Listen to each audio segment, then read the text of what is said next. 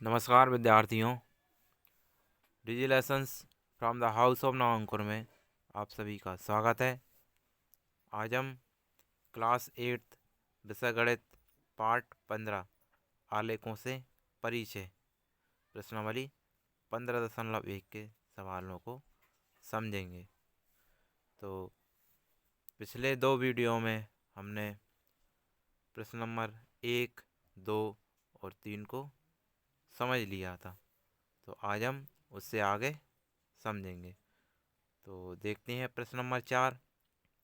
निम्न आलेख किसी सप्ताह के प्रत्येक दिन के लिए पूर्वानुमानित तापमान तथा वास्तविक तापमान दर्शाता है। तो आपको ये आलेख दिया गया है। इस आलेख को देख करके इन प्रश्नों के उत्तर बताना है। तो चौथे का पहला सवाल क्या है? किस दिन पूर्व अनुमानित तापमान व वास्तविक तापमान समान था? दूसरा, सप्ताह में पूर्व अनुमानित अधिकतम तापमान क्या था? तीसरा सवाल, सप्ताह में वास्तविक न्यूनतम तापमान क्या था? किस दिन वास्तविक तापमान व पूर्व अनुमानित तापमान में अंतर सर्वाधिक था? तो आपको इस ग्राफ को देख करके इन प्रश्नों के उत्तर बताना है। तो पहले सवाल का उत्तर क्या होगा? मंगलवार, बुधवार और शनिवार को पूर्व अनुमानित व वास्तविक तापमान समान था। कौन कौन से दिन? मंगलवार, शुक्रवार और शनिवार। मंगलवार, शुक्रवार और शनिवार को पूर्व अनुमानित व वास्तविक तापमान कैसा था? समान था, बराबर था। और दूसरे प्रश्न का उत्तर क्या है? सप्ताह में पूर्व अनुमानित अधिक तापमान 35 डिग्री सेल्सियस था। तो तीसरे प्रश्न का आंसर, तीसरा प्रश्न क्या है? सप्ताह में वास्तविक न्यूनतम तापमान क्या था? तो सप्ताह में वास्तविक न्यूनतम तापमान कितना था? 15 डिग्री सेल्सियस।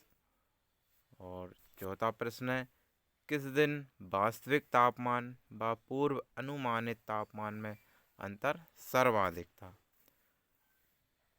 तो बृहस्पतिवार या गुरुवार को वास्तविक तापमान व पूर्व अनुमानित तापमान में अंतर सर्वाधिक था। तो इस प्रकार से इन प्रश्नों के उत्तर हमने ग्राफ को देख करके बता दिए हैं।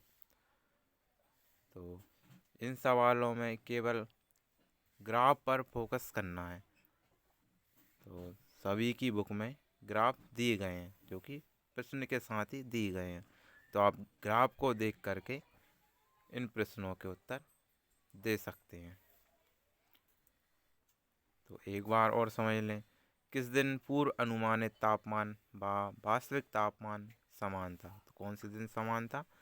मंगलवार, शुक्रवार और शनिवार को पूर्व अनुमानित व वास्तविक तापमान समान था। दूसरा प्रश्न था, सप्ताह में पूर्व अनुमानित अधिकतम तापमान क्या था? तो अधिकतम तापमान कितना था? 35 डिग्री सेल्सियस। इसी के साथ ही तीसरे सवाल में, सप्ताह में वास्तविक न्यूनतम तापमान क्या था? तो वास्तविक न्यूनतम तापमान कितना था? 15 डिग्री सेल्सियस। इसी के साथ ही फोर्थ सवाल में, किस दिन वास्तविक तापमान व पूर्व अनुमानित तापमान में अंतर सर्वाधिक था?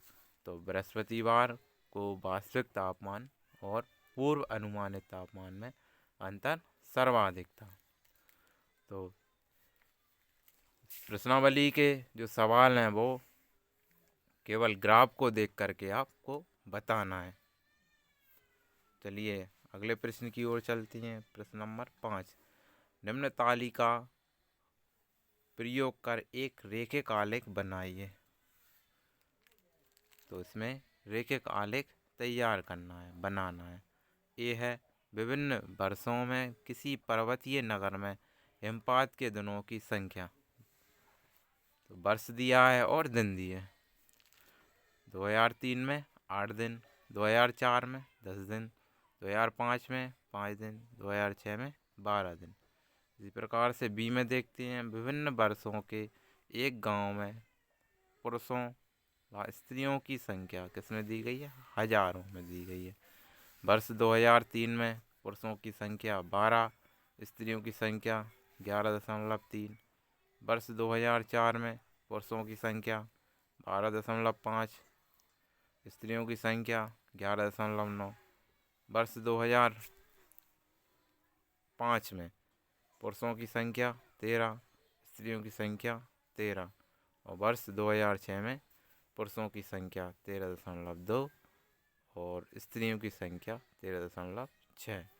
वहीं वर्ष 2007 में पुरुषों की संख्या 13.5, स्त्रियों की संख्या 12.8। इस प्रकार से आपको वर्ष दिए गए थे कितने? 2003, 2004, 2005, 2006, 2007। तो इन वर्षों में पुरुषों की संख्या दी गई थी और महिलाओं की संख्या या स्त्रियों की संख्या। 2003 के बाद 2004, फिर 2005, 2006, 2007। तो क्रमशः वर्षों की संख्या दी गई है और पुरुषों की संख्या में क्या होती है? वृद्धि होती है। 2003 में 12 पुरुष, 2004 में 12.5 पुरुष, 2005 में 13 पुरुष और 2006 में 13.2 पुरुष और 2007 में 13.5 पुरुष।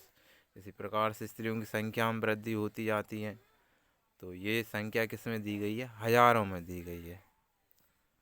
तो इनका एक रेखिक आलेख तैयार करना है। तो ये सवाल का रेखिक आलेख क्या होगा?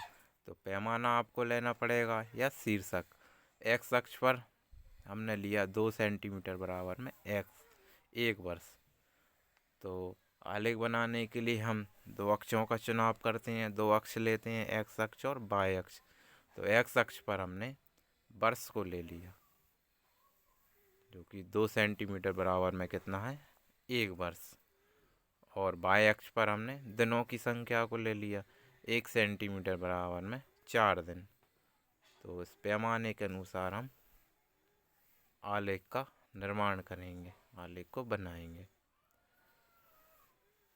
तो एक्स अक्ष पर किसको लिया है? वर्ष को। और वाई अक्ष पर दिनों की संख्या को या दिनों को लिया है। तो इस प्रकार से दंडालेख बन जाएगा। तो आलेख बनाने के लिए आप जो ग्राफ कॉपी होती है उसका उपयोग करेंगे, उसी पेज में बनाएंगे, ग्राफ वाले पेज पर बनाएंगे। तो ग्राफ वाले पेज पर बनाने में आपको सुविधा होगी, आप आसानी से बना सकते हैं।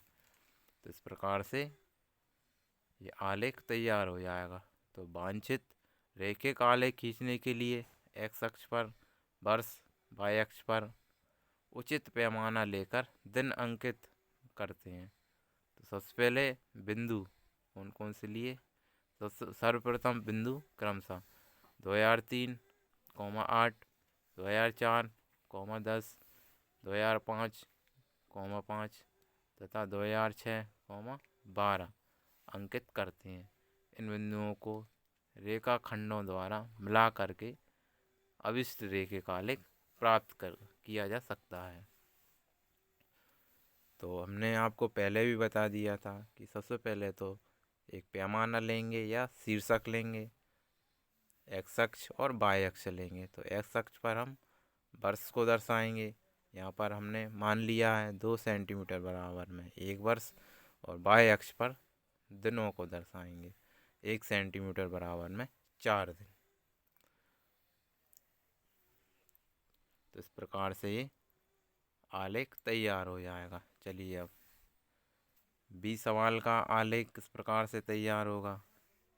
एक पैमाना लेंगे या शीर्षक, एक्स अक्ष पर वर्ष लिए और वाई अक्ष पर 1 सेंटीमीटर बराबर में 1000 ले लिया। तो एक्स अक्ष पर क्या होगा? वर्ष हो गए 2003 2003 से लेकर के 2007 तक। और बाई अक्ष पर क्या हो गए, संख्या, जो कि हजारों में ली गई है। 1 सेंटीमीटर बराबर में 1000। तो इस प्रकार से आप रेखिक आलेख बना लेंगे। तो वांछित रेखिक आलेख खींचने के लिए एक्स अक्ष और वाई अक्ष का निर्धारण करते हैं। एक्स अक्ष पर वर्ष तथा वाई अक्ष पर पुरुषों व स्त्रियों की संख्या अंकित करते हैं। अब पुरुषों व स्त्रियों के लिए दिए गए बिंदु युग्म कौन कौन से प्राप्त होंगे। 2003, 12, 2004, 12.5, 2005, 13, 2006, 13.2, 2007, 13.5, 2003, 11.3, 2004, 11.9, 2005, 13, 2006, 13.6, 2007, 12.8। इस प्रकार से हम अंकित करते जाते हैं और बिंदुओं को मिलाते जाते हैं। तो स्टार्टिंग में जैसे कि दिया है 2003, 12, तो एक्स अक्ष पर क्या लेंगे, 2003, और वाई अक्ष पर 12। इस प्रकार से हम रेखिक आलेख का निर्माण कर लेंगे।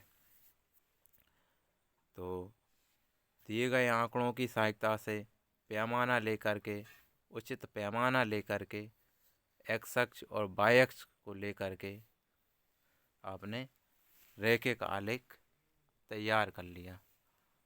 तो आगे की ओर चलते हैं। अब प्रश्न नंबर 6। तो इसमें आपको एक आलेख दिया गया है। ये आलेख प्रश्न में ही दिया गया है। क्या है प्रश्न नंबर 6। एक डाकिया किसी नगर के पास ही स्थित एक उपनगर में एक व्यापारी को पार्सल पहुंचाने के लिए साइकिल पर जाता है। विभिन्न समयों पर नगर से उसकी दूरियां निम्न आलेख द्वारा दर्शाई गई हैं। तो यहाँ पर पैमाना भी दिया गया है। एक्स अक्ष पर 2 सेंटीमीटर बराबर में 1 घंटा, वाई अक्ष पर 1 सेंटीमीटर बराबर में 2 किलोमीटर। तो आलेख बनाने के लिए पैमाने की आवश्यकता होती है, एक्स अक्ष और वाई अक्ष की आवश्यकता होती है। और जो दो राशियाँ दी गई हैं उनको एक्स अक्ष और वाई अक्ष पर सुविधा अनुसार मान करके दंडालेख का निर्माण कर लेते हैं। चूँकि इस प्रश्न में दंडालेख पहले से ही दिए गया था। चलिए अब हम प्रश्न नंबर 6 के सवालों की ओर चलते हैं। तो पहला सवाल क्या है, एक्स अक्ष पर समय दर्शाने के लिए क्या पैमाना प्रयोग किया गया है। तो ये आलेख आपको प्रश्न में ही दिया गया है। तो इस आलेख को देख करके ही इन प्रश्नों के उत्तर बताना है। इसमें पूछा गया है कि एक्स अक्ष पर समय दर्शाने के लिए क्या पैमाना उपयोग किया गया है। तो उत्तर देखते हैं। एक्स अक्ष पर समय दर्शाने के लिए पैमाना 4 इकाई बराबर में 1 घंटा प्रयोग किया गया है, जो कि इस ग्राफ से भी स्पष्ट है। अब हम दूसरा प्रश्न देखते हैं। उसने पूरी यात्रा के लिए कितना समय लिया। तो उसने पूरी यात्रा के लिए कितना समय लिया, 3.3 घंटे लिए। चलिए ग्राफ की ओर चलते हैं।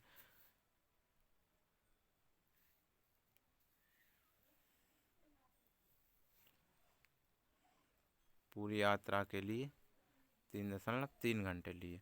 और तीसरा प्रश्न, व्यापारी के स्थान की नगर से दूरी कितनी है। तो व्यापारी के स्थान की नगर से दूरी 22 किलोमीटर है। अब देखते हैं प्रश्न नंबर 4। क्या डाकिया रास्ते में कहीं रुका, विवरण दीजिए। हाँ, डाकिया प्रातः 10 बजे से प्रातः 10:30 तक, मतलब कि 10:30 बजे तक रुका। यह आलेख एक क्षैतिज भाग से दर्शाता है। पांचवा सवाल, किस अंतराल में उसकी चाल सबसे अधिक थी।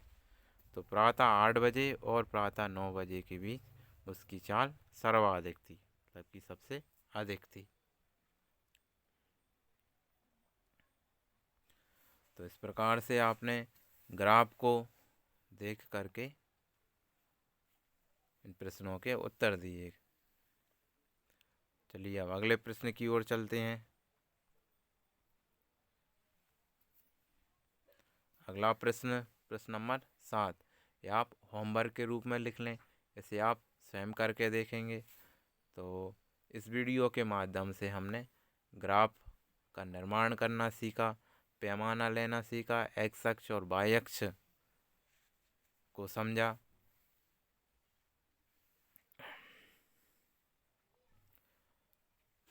और दिए गए प्रश्नों के उत्तर ग्राफ को देख करके बताएं। तो आज की वीडियो में इतना ही। अगली क्लास में नए सवालों के साथ फिर मिलेंगे। जब तक के लिए नमस्कार।